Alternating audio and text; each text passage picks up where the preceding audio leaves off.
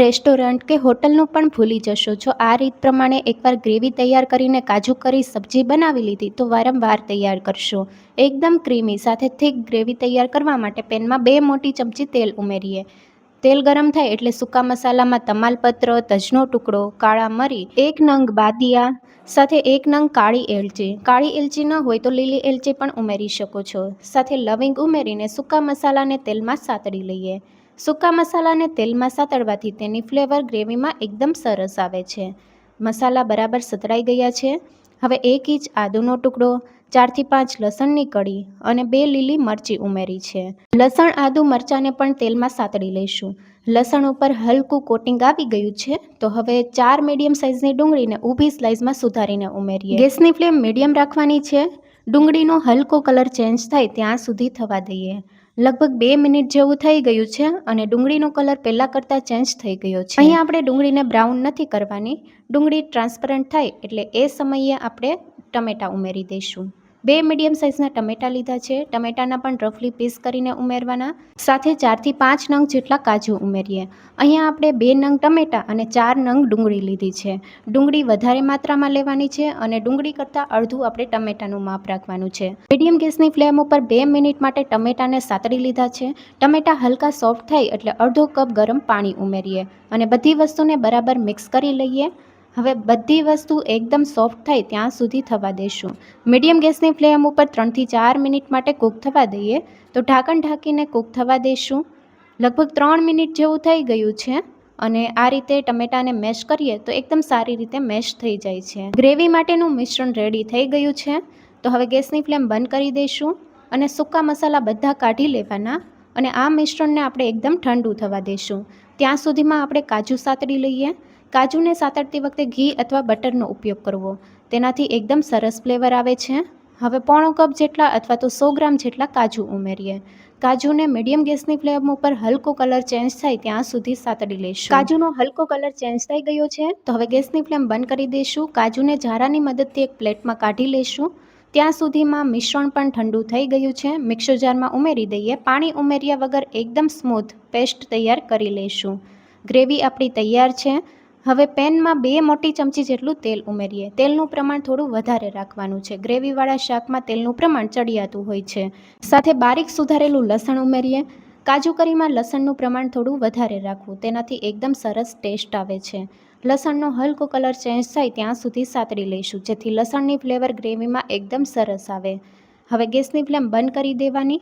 અહીંયા આપણે મસાલા ઉમેરવાના છે. મસાલા બળી ન જાય એ માટે આપણે ગેસની ફ્લેમ બંધ કરી દીધી છે. તેલ થોડું ગરમ છે ત્યારે આપણે અડધી ચમચી હળદર પાવડર, 1 ચમચી ધાણા જીરું પાવડર, 1 ચમચી કાશ્મીરી લાલ મરચું પાવડર, 1 ચમચી જેટલી કસૂરી મેથી ઉમેરીએ. કસૂરી મેથીનો ટેસ્ટ એકદમ સરસ આવે છે. 1 ચમચી કાજુ કરી મસાલા ઉમેરીએ. જો કાજુ કરી મસાલા ન હોય તો તમે તેની જગ્યાએ ગરમ મસાલા અથવા તો કિચન કિંગ મસાલા પણ ઉમેરી શકો છો. તેલમાં મસાલાને 1 મિનિટ માટે સાતળી લઈશું. તેલ હલકું ગરમ છે એટલે મસાલા પણ બરાબર સતળાઈ જશે.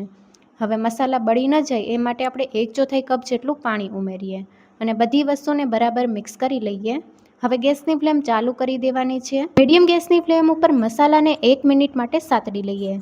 મસાલા આ રીતે પહેલેથી ઉમેરવાથી ગ્રેવીનો કલર એકદમ સરસ આવે છે.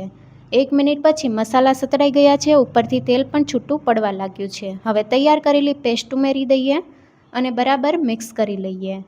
પેસ્ટને આપણે મસાલા સાથે એકદમ સારી રીતે મિક્સ કરી લેવાની છે અને મિક્સર જારમાં થોડું પાણી ઉમેરીને એ પણ ગ્રેવીમાં એડ કરી દઈએ. અત્યારે આપણે 1/4 કપ જેટલું પાણી એડ કરી દીધું છે અને હવે સ્વાદ પ્રમાણે મીઠું ઉમેરીને મિક્સ કરી લઈએ. અહીંયા ગ્રેવીને આપણે 7 થી 8 મિનિટ માટે કૂક કરવાની છે. તો ઢાંકણ ઢાંકીને 7 થી 8 મિનિટ માટે મીડિયમ ગેસની ફ્લેમ ઉપર થવા દઈએ. વચ્ચે વચ્ચે હલાવતા રહેવાનું છે જેથી તળિયે બેસી ન જાય. તો લગભગ 7 મિનિટ જેવું થઈ ગયું છે અને વચ્ચે 3 થી 4 વાર મિક્સ કરી લીધું છે જેથી ગ્રેવી તળિયે બેસી ન જાય અને ગ્રેવી હવે એકદમ સારી રીતે કૂક થઈ ગઈ છે. હલકું તેલ પણ છૂટું પડવા લાગ્યું છે. તેલ જો વધારે ઉમેર્યું હોય તો વધારે છૂટું પડે. અહીં આપણે ફક્ત 2 મોટી ચમચી જેટલું જ તેલ ઉમેર્યું છે. આ સમયે તમારે ગ્રેવીની કન્સિસ્ટન્સી સેટ કરી લેવાની. જો તમારે પતલી ગ્રેવી જોતી હોય તો તમારે પાણી થોડું ઉમેરવાનું અને પાણી તમારે ગરમ ઉમેરવાનું. એ વાતનું ખાસ ધ્યાન રાખવાનું જેથી મસાલાની ફ્લેવર એકદમ સરસ ગ્રેવીમાં જળવાઈ રહે. થોડું પનીર આપણે ખમણીને ઉમેરીએ. પનીર ઉમેરવું ટોટલી ઓપ્શનલ છે, પણ પનીર ઉમેરવાથી ગ્રેવીનું ટેક્સચર એકદમ સરસ આવે છે. તો અહીંયા 2 મોટી ચમચી જેટલું પનીર ખમણીને ઉમેર્યું છે. બરાબર મિક્સ કરી લઈએ. આ સમયે ગેસની ફ્લેમ મીડિયમ છે. બધી વસ્તુ મિક્સ થઈ ગઈ છે. હવે સાતળેલા કાજુ ઉમેરીએ. કાજુને આપણે અગાઉથી જ ઘીમાં સાતળી લીધા છે. કાજુ વજનમાં 100 ગ્રામ છે. અહીંયા થોડા કાજુ આપણે સાઈડમાં રાખી દીધા છે. જ્યારે આપણે કાજુ કરીનું સર્વિંગ કરશું ત્યારે આપણે ઉપરથી થોડા કાજુ ઉમેરશું.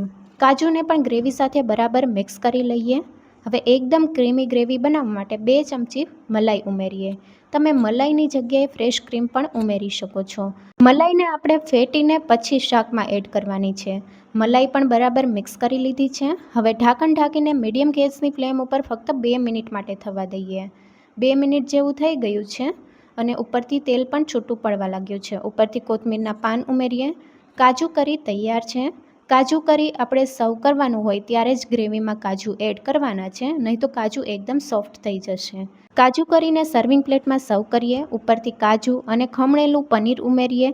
સાથે થોડા કોથમીરના પાન ઉમેરીએ. કાજુ કરીને તમે રોટલી, પરોઠા અથવા તો નાન સાથે સર્વ કરી શકો છો. રેસીપી કેવી લાગી કમેન્ટમાં જરૂરથી જણાવજો. નવી રેસીપી જોવા માટે ચેનલને લાઇક, શેર અને સબસ્ક્રાઈબ કરો.